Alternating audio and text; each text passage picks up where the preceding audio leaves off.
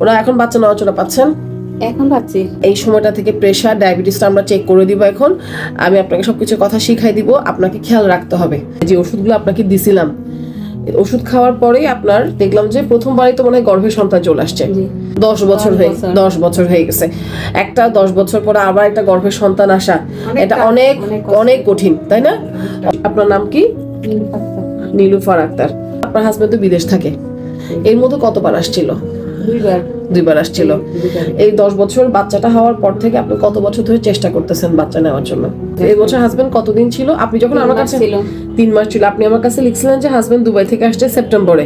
তো আসার পর আপনি যখন আসলেন তখন আমরা আপনাকে একটু চেক আপ করলাম, বললো যে আপনি গত 6 বছরে মানে এসে 3 মাসের মতো থাকে, এরকমই ছিল। হ্যাঁ, 2বার আসতো। হ্যাঁ, তো এবার আসার পর আলহামদুলিল্লাহ আমরা মানে যে ওষুধগুলো আপনাকে দিছিলাম, ওষুধ খাওয়ার পরেই আপনার দেখলাম যে প্রথমবারই তো মনে হয় গর্ভে সন্তান চলে আসছে।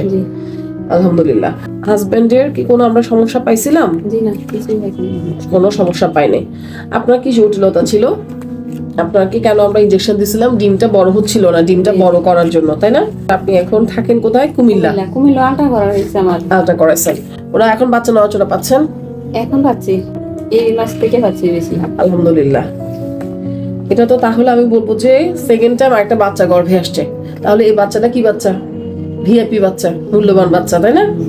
একটা 10 বছর পরে আবার একটা গর্ভের সন্তান আসা, এটা অনেক অনেক কঠিন, তাই না? যে আপনার গর্ভের সন্তান আসার আগে একটু ডায়াবেটিস আসার ঝুঁকি ছিল, কথাটা আমি বুঝাতে পারছি? তো এটা বাচ্চাটা যেহেতু এটা আগেরটাও সিজার, এটাও সিজার লাগবে, কিন্তু কি কি জটিলতা হওয়ার ঝুঁকি আছে সবকিছু আপনাকে আমি বুঝাই দিব। আপনি রেগুলার চেক আপে থাকবেন।